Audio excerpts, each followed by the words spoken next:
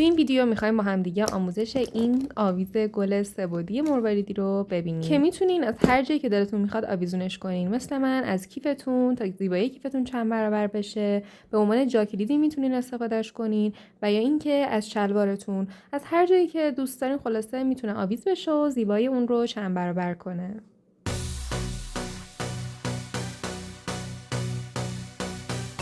برای بافت این گل من از 2 رنگ مروارید سایز 10 استفاده کردم. رنگ اول که رنگ توپکان باشه، تقریبا 200 عدد مهره هستش و واسه وسط کار رنگ دوم مهره هام از 10 عدد مهره سایز 10 شیری رنگ استفاده کردم.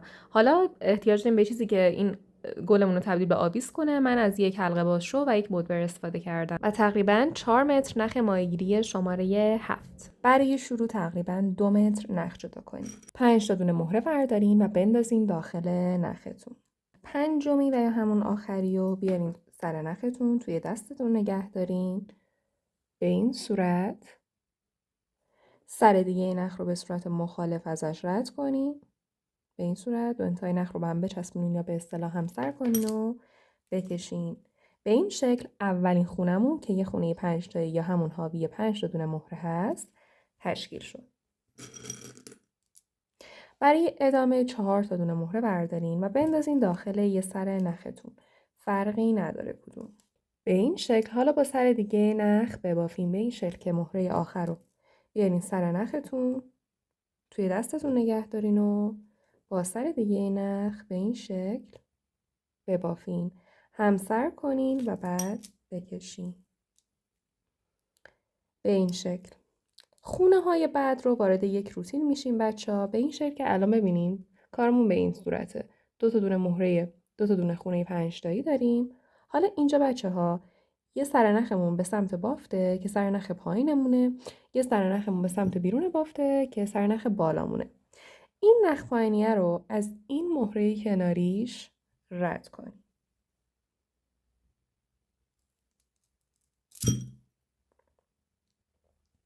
به این شکل. حالا 3 تا دونه مهره بردارین و بندازین داخل این نخ بالاتون و ببافین.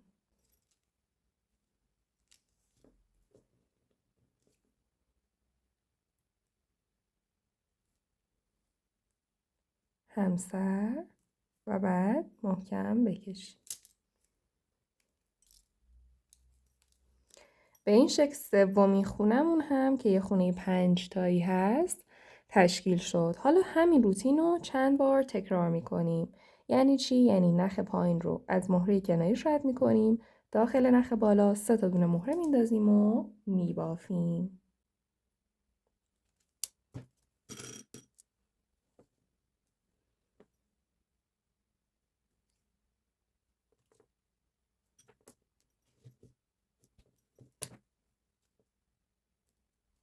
اینجا دیگه لازم نیست همسر کنین، همین شکلی محکم بکشین. فشار دستتون بچه‌ها تعیین کننده اون فرم و محکم بودن نهایی بافتتونه. پس محکم بکشین تا جایی که میتونین.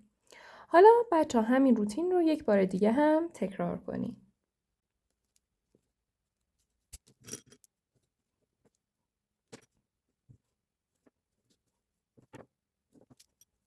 خیلی خوب بچه، بافت من الان به این شکل در اومده. یه خونه 5 تا این وسط، 1 2 3 4 تا دونه مهره خونه 5 تایی هم دور این خونه 5 تایی وسط بافتیم.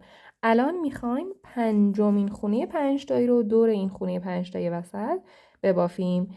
این تیکه فرق داره. نخ پایین رو علاوه بر مهره کناریش از این مهره هم رد میکنین، یعنی در مجموع از 2 تا دونه مهره.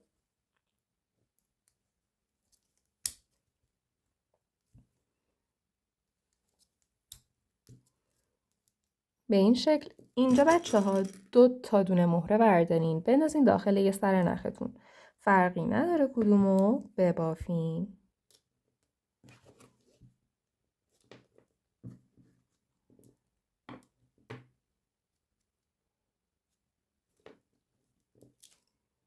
به این شکل این قسمت از بافتمون به اتمام رسید. به این صورت که یه خونه 5 تایی وسطه و 1 2 3 4 5 5 تا دونه خونه 5 تایی هم دورش هست. حالا میخوایم وارد قسمت بعدی بافت بشیم. بچه‌ها الان ببینین من نخم به این صورته. اینجا که قرار میگیرین، اینجا این نخ سمت راست من، یک جوری همون نخ پایین من رو از این مهره کناریش رد کنین. خب به این صورت. الان میبینین دو سر نخ من بین دو تا مهره هست و به این شکل قرار گرفته. حالا بذارید شروع این قسمت از بافت 3 تا دونه مهره بردارین بچه‌ها و بندازین داخل یه سر نختون، فرقی نداره کدوم، و ببافین. من میندازم داخل این نخ سمت چپم.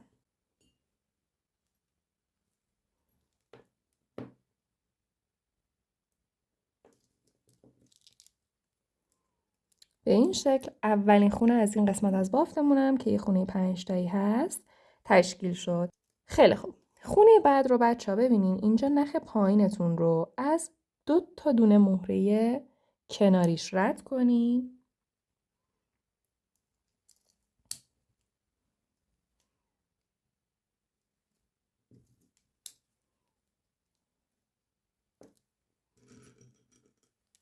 دو تا دونه مهره بردارین، بندازین داخل نخ بالا و ببافین.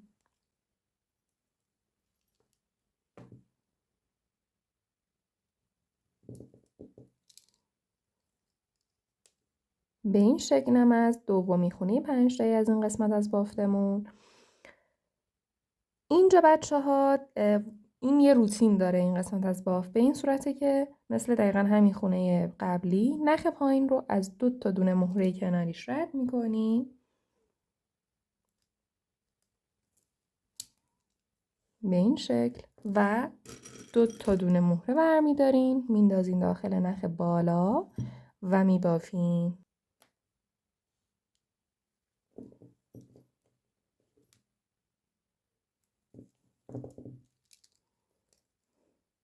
به این شکل اینم از سومین خونه این قسمت. همین روند رو ادامه بدین. من میرم میبافم همین روند دو تا خونه آخری نخ پایین دو تا دونه مهره کنارش میکنم و با 2 تا دونه مهره میبافم.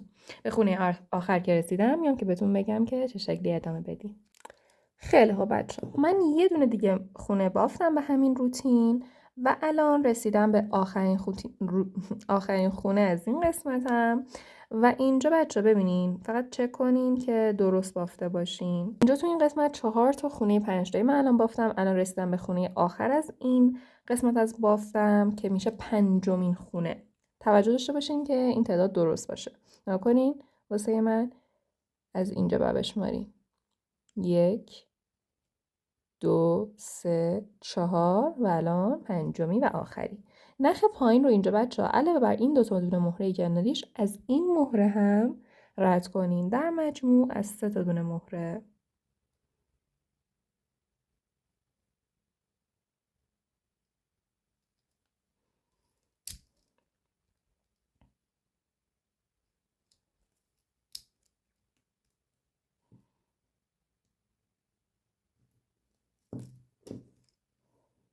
خیلی خوب بچه‌ها به این شکل. حالا اینجا یه دونه مهره بردارین، بندازین داخل یه سر نختون، فرقی نداره کدوم، و با سر دیگه نخ ببافین. محکم بکشین. به این شکل بچه‌ها توپک ما یه جورایی میشه گفت تکمیل شده، فقط یک قسمت دیگه داره. بچه اینجا بافتتون رو قشنگ به این شکل که جلوی خودم قرار دادم شما هم قرار بدین. اینجا این 5 تا دونه مهره رو می‌بینین. این 5 تا دونه مهره صرفاً کنار همدیگه قرار گرفتن و اتصال نخی بینشون نیست. حالا ما می‌خوایم اینجا این اتصال رو بهشون بدیم. به این شکل که الان مثلا این یکی سر نختون رو در نظر بگیرین، شروع کنین از دقیقاً همینجا بین این 5 تا دونه مهره رفتن و دوباره برگردین داخل همین مهره شروع به این شکل.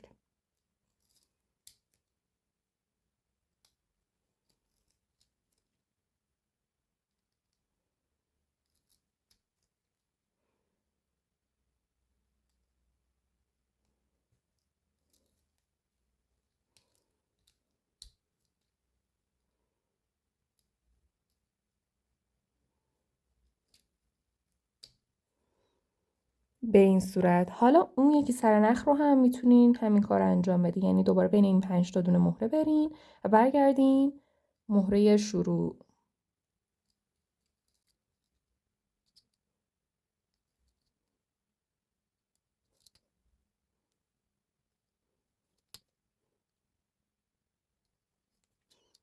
به این شکل بچه‌ها دیدین؟ حالا اینجا این 5 تا دونه مهره با اتصال نخ به هم دیگه متصل شدن و اینجا توپک ما کارش به اتمام رسیده. فقط بعد برین 2 سر نخ رو بین کل این مهره ها رد کنین تا کارتون دیگه باز نشه و محکم شه. اضافیش رو ببرین و بیاین که با هم دیگه ادامه بدیم.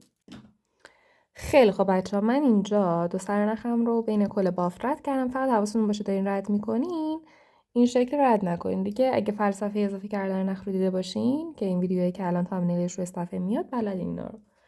خب حالا 2 سر نخ رو قیچی میکنین.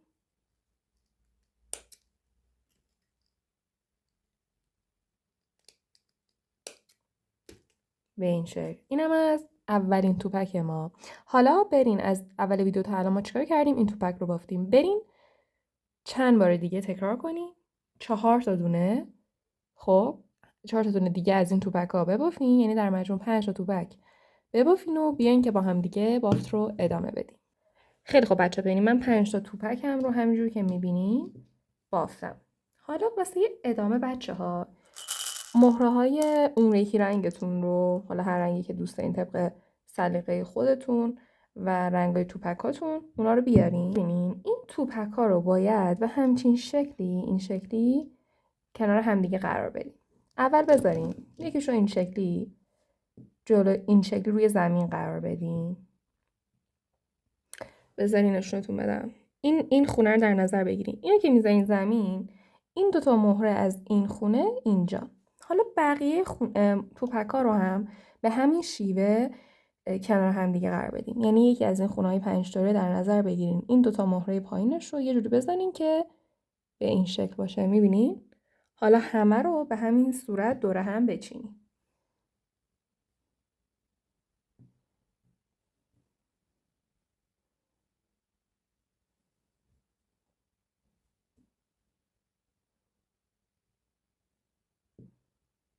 خب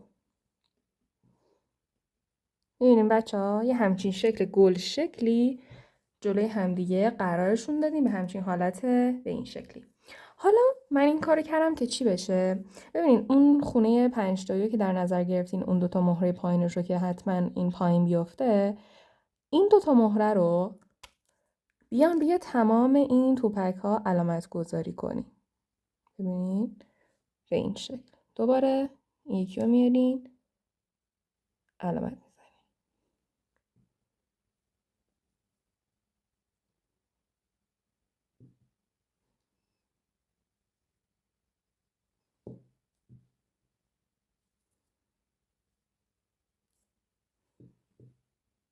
خب حالا که این شکلی قرارشون دادین، ببینین حالا بعد چیکار کنین؟ اینجا تقریبا دوباره 2 متر نخ جدا کنین و حالا توپک ها رو ببرین اونور. یکی از این توپک ها رو در نظر بگیرین. این نختون رو از این 2 تا مهره علامت گذاری شده رد کنین.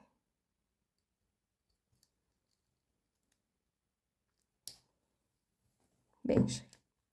اینجا 3 تا دونه مهره وردارین و هر 3 تا رو بندازین داخل این نخ سمت چپ. فرقی نداره. میخواین با من ببافین بندازین داخل این نخ سمت چپتون و ببافین. بچه‌ها اینجا من میخوام از بافت گرهی استفاده کنم. مهره آخرم رو میارم سر نخم، همون نخ رو برمیگردونم داخل مهرم. اینجا یه حالت گرهدار به وجود میاد. سر دیگه نخم رو میارم از زیر این گره میارم بیرون. ببینید به این شکل. حالا 2 سر نخ رو به هم میچسبونم و محکم میکشم به این شکل. اینجا بچه‌ها فقط یه گره به وجود میاد، میبینینش؟ اینجاست. خب فقط این گره رو باید وارد مهرش یه مهره کنین که داخل بافتتون پیدا نباشه. الان من این سرنخم رو میکشم و وارد این مهره میکنم گره هم رو. خب به این شکل. حالا اینجا در ادامه بچه‌ها یه توپک دیگه‌تون رو بیارین. خب اینجا بچه‌ها اینجا 2 تا سرنخ داریم. یه سرنخ پایین به سمت این توپکمون و یه سرنخ بالا به سمت بیرون این توپک. این نخ پایین رو از 2 تا دونه مهره علامت گذاری شده روی اون یکی توپکتون رد کنید.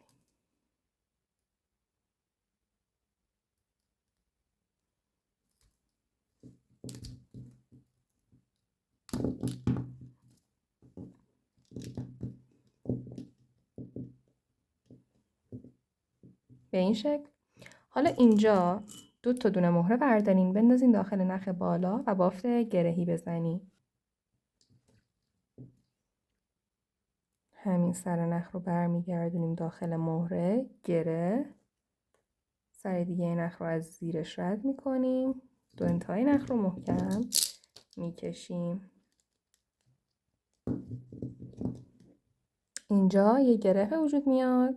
واسه من اینجاست. این سرنخم رو بکشم وارد این مهره میشه. گرهتون رو حالا به هر شکلی که هست وارد یه مهره کنین تا داخل بافت پیدا نباشه.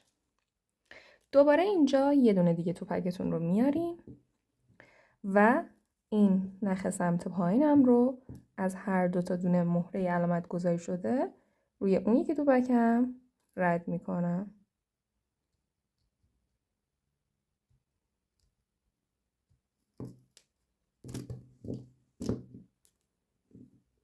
به این شکل. حالا 2 تا دونه مهره برمیدارم میندازم داخل نخ بالا و بافت گرهی میزنم.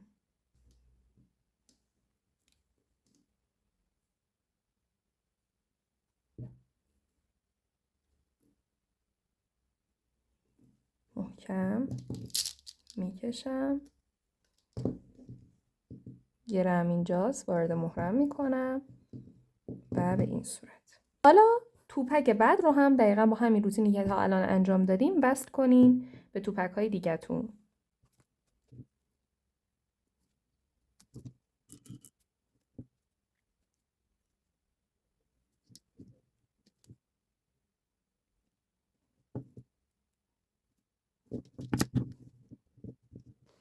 خیلی خب بچه همینجور که میبینین من توپک 4م هم به این شکل با همون روتینمون وصل کردم.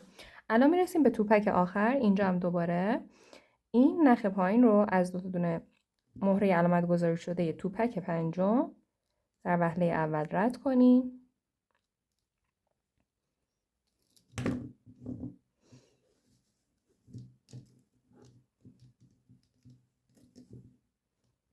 به این شکل. حالا همین نخ رو از این مهره رد کنیم و اینجا یه دونه مهره بردارین بندازین داخل یه سرنختون، فرقی نداره کدوم، و با سر دیگه نخ بافت گرهی بزنین بچه ها و محکم بکشین. گره رو وارد مهره کنیم و به این صورت. به این شکل بچه ها این گلمون تکمیل شد. همینجور که میبینین اینجا باید برین بچه ها 2 سرنخ رو بین این قسمت های سفید بین این قسمت های توپکاتون رد کنین تا این قسمت باز نشه و محکم بشه و اینکه بیان که قسمت آخری رو با هم دیگه انجام بدیم. خیلی خب بچه ها همینجوری که میبینین این گل من تکمیل شد. این قسمت وسط رو حواستون باشه که نگاه میکنین یه خونه 5 تایی این وسط دارین.